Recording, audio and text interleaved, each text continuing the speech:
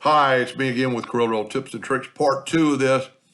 I kind of backed it up to where I was. I'm going to go ahead and delete this because we're going to completely change it. I need the inside of the part, inside of the heart to make this work. So I'm going to get the Smart Fill tool and fill that in. And then I'm going to nudge it over and up.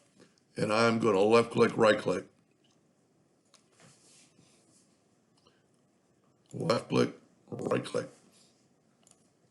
Because we want part of this, we want this tail to go underneath, and we want this part to go over. So I'm going to get the virtual segment delete key, and I'm going to delete that part. But I want this piece separate than the other piece. So I'm going to delete that right there, and so we have a stopping point.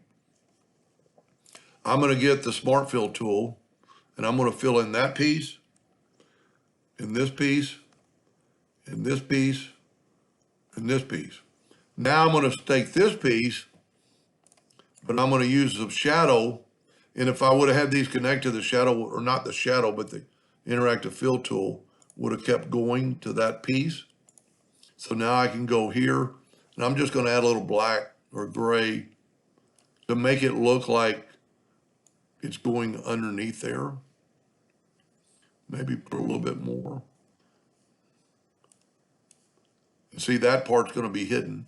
I'm going to make it black. Black just shows up so much better. See, that doesn't matter because it's going to be underneath the key. Now I'm going to nudge it up. Now I'm going to take all this and nudge it over. Nudge my key back up. Whoop. Take this and nudge it down.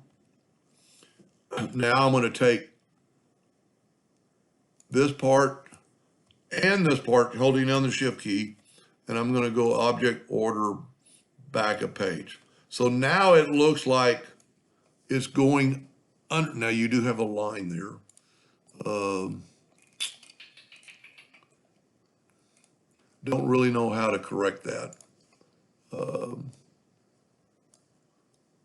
You're just going to have to bring that in a little bit so the line disappears.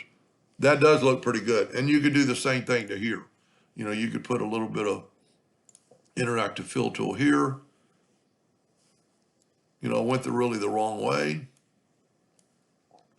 Put a little black in this. Put not so much black. So now it looks like that tail is going under, and you could do the same thing over here.